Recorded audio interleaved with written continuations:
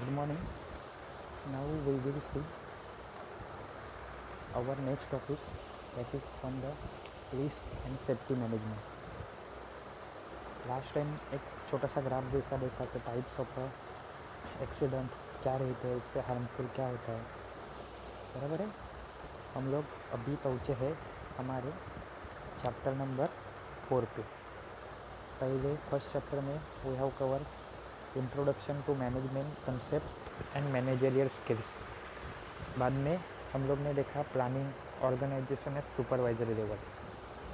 Then confuse मत होना, then supervisory level पे ही देखा हम लोग ने डायरेक्टिंग एंड कंट्रोलिंग। मतलब सबसे पहले इंट्रोडक्शन टाइप देखा, फिर हमारे सिलेबस में ज़्यादातर part interact at the level of supervisory था। तो सुपरवाइज़र के लेवल पे क्या क्या काम होते हैं, तो प्लानिंग, ऑर्गेनाइजिंग, और ये सब करते हुए ज़रूरत पड़ती है डायरेक्शन एंड कंट्रोलिंग की। ये था third chapter. Now we are at safety management, that is our fourth chapter, बराबर है। अभी दोनों चैप्टर आपके छोटे छोटे हैं, शायद नेक्स्ट वीक तक आपका 100% सिलेबस हो जाए। ये चैप्टर 15 पेज का है, ठीक है। ये हफ्ते हम लोग इसको ख़त्म कर देंगे और नेक्स्ट वीक लेजिस्लेटिव एक्ट करके है एक, वो 11 पेज का है, ठीक है। जो बुक के फ़ोटो भेजे हैं, जो आपको कंटेंट भेजा है, उसको देख लिया करो, बराबर है। वो आपको काम में आ सकता है। कौन सा कंटेंट, जो MSBT के थ्रू मैंने भेजा है, MSBT का एक मैनुअल जैसा है वो। अभी हम लोग स्टार्ट करेंगे हमारा सेफ्टी मैनेजमेंट का आगे वाला पार्ट।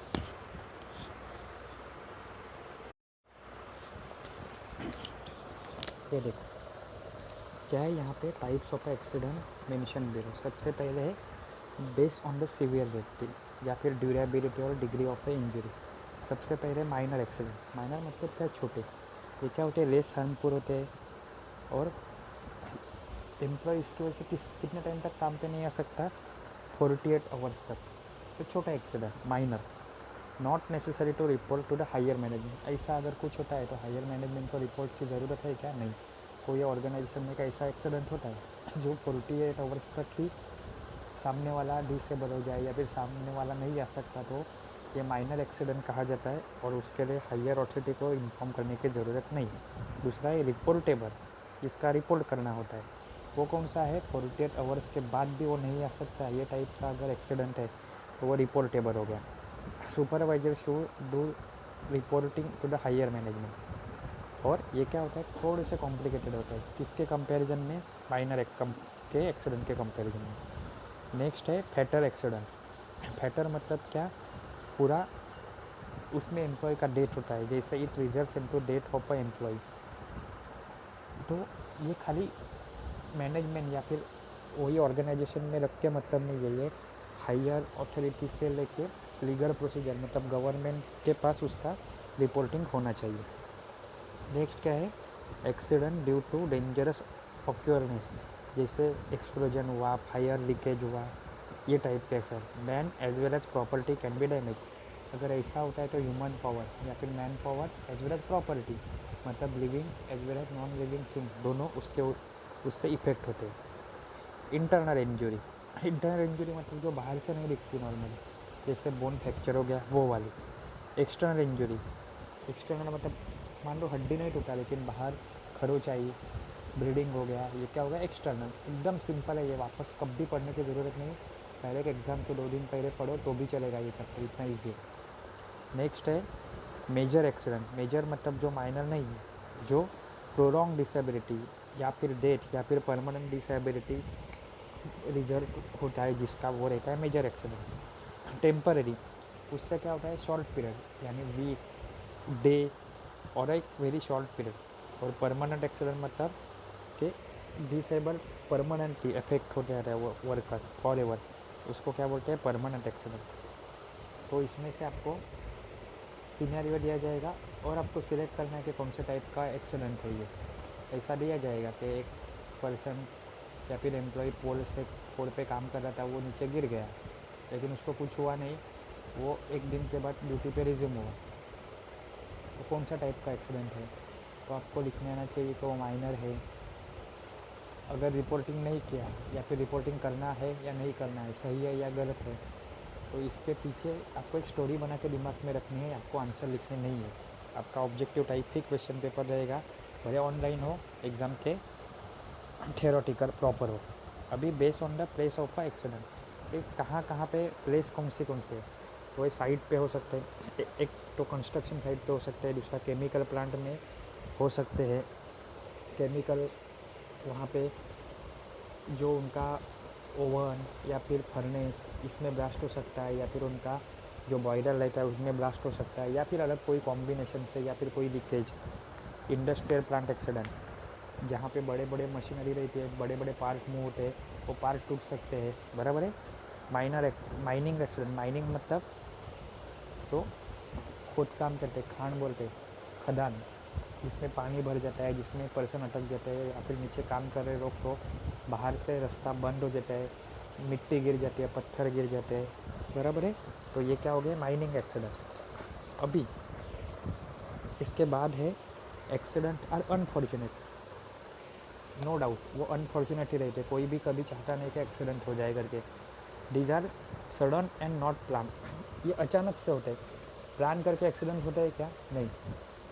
वो टीवी में दिखाते हैं, या फिर 1% प्लान एक्सीडेंट रहेंगे किसी को मारने बिरने के लिए, लेकिन बाकी एक्सीडेंट क्या रहते हैं, प्लान रहते हैं, नहीं, सडनली होते हैं। या एक्सीडेंट ऐसा धीरे धीरे होता है क्या, हाँ अभी कार आ रही है सामने, उससे ठोको, या फिर सीढ़ी गिर रही है, पर्सन धीरे धीरे धीरे गिर रहा है, नहीं, वो सडनली चीज़ें होती है जो किसी को अंदाज़ा नहीं रहता नॉर्मली।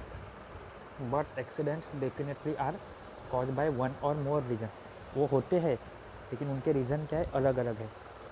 जैसे वर्कर की वजह से, मैनेजमेंट की वजह से, unsafe condition and natural causes. अभी causes of accident due to worker, worker ऐसा क्या करता है जिसकी वजह से एक्सीडेंट हो सकते हैं, तो वो है पुअर नॉलेज, काम का नॉलेज उसको अच्छे से नहीं है। ओवर कॉन्फिडेंस, अरे मैं ये कर लूँगा, बिना बेल्ट के मैं चल सकता हूँ, बिना बेल्ट के मैं काम कर सकता हूँ।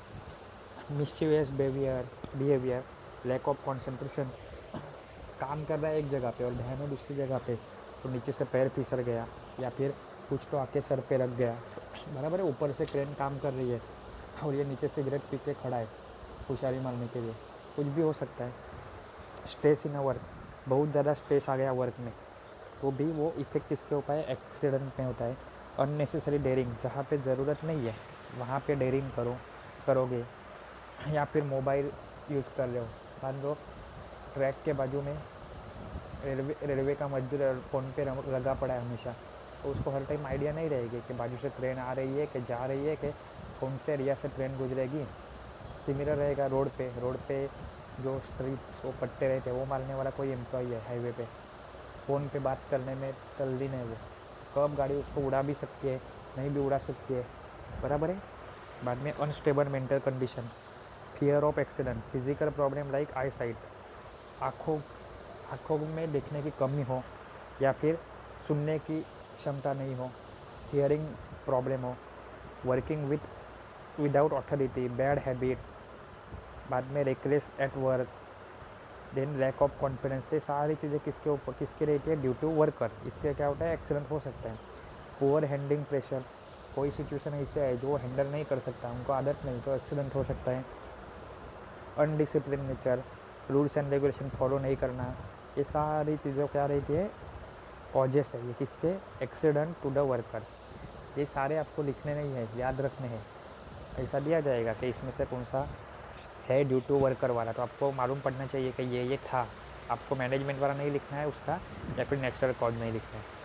सेकंड में क्या है, एक्सीडेंट ड्यू टू मैनेजमेंट अगर प्रॉपर वर्क प्लेस नहीं दे रहा है, बैड कंस्ट्रक्शन प्लान दे रहा है, या फिर अनट्रेन वर्कर प्रोवाइड कर रहा है। आप काम अच्छा करते हो, लेकिन आपके अंडर काम करने वाले अनट्रेन वर्कर है, तो प्रॉपर काम नहीं कर सकते, तो obviously it can lead to the accident. Extra load रहेगा, पुअर हाउसकीपिंग, साफ़ सफाई अच्छे से नहीं रहेगी, हाउसकीपिंग सर्विस अच्छी नहीं रहेगी। तो नेक्स्ट है आपका अरेंजमेंट ऑफ अ मशीनरी गलत तरीके से रखे हो, मेंटल प्रेशर ज़्यादा हो, lack of safety procedure follow नहीं किया है। लाइट का काम करना है और आपको सामने वाले ने हैंड ग्लोव नहीं दिए, आप खाली नोज प्लायर पकड़ और टेस्टर से काम कर लो तो चांसेस आर मोर कि आपको शॉक लग सकता है। Poor discipline of work, bad electrification, light का काम अच्छे से नहीं किया हो, फॉल्टी इक्विपमेंट रहेंगे, ये सब किसके अंदर आता है? मैनेजमेंट के अंदर आता है। Lack of safety awareness, careless management approach, unguarded moving part, अगर जो पार्ट मूव होते हैं उनके ऊपर कवरिंग चाहिए, जैसे चेन, बेल्ट, नहीं तो उसमें हाथ, पैर, पूरा इंसान, बाल कुछ भी फंस सकते हैं। तो ये है ड्यू टू मैनेजमेंट। नेक्स्ट है causes due to unsafe working condition, जैसे प्रॉपर वर्क लेआउट नहीं रहे, पुअर इल्यूमिनेशन, लाइट अच्छी से नहीं रहे, सफोकेशन हो रहा है वहाँ पे, मशीन फाउंडेशन अच्छा नहीं है तो पूरा मशीन गिर सकता है वाइब्रेशन से, जो खुले पार्ट है जो मूव हो रहे हैं वो खुले पे रखे हैं, ह्यूमिडिटी है वर्किंग प्लेस पे, प्रॉपर वाटर सप्लाई नहीं है, बाद में एक दूसरे का सपोर्ट नहीं है, no support at work by others, irregular floor height, ऊपर का फ्लोर एकदम नीचे है तो झुक के काम करना पड़ेगा, कुछ भी हो सकता है। जो आप देख के सोच सकते हो, जितनी इमेजिनेशन पावर आपकी है अच्छी, उससे हिसाब से देखो। केमिकल लीकेज है, बराबर है। बाद में ह्यूमन के लिए जहाँ पे बैठ के काम करना है वहाँ पे बैठ के काम करने के चेयर नहीं है, टेबल नहीं है, झुक के काम करना है वहाँ पे वो टाइप की फैसिलिटी नहीं है। ये सारे किसके अंदर आते हैं? तो बैड वर्किंग कंडीशन। नेक्स्ट क्या है? तो आपका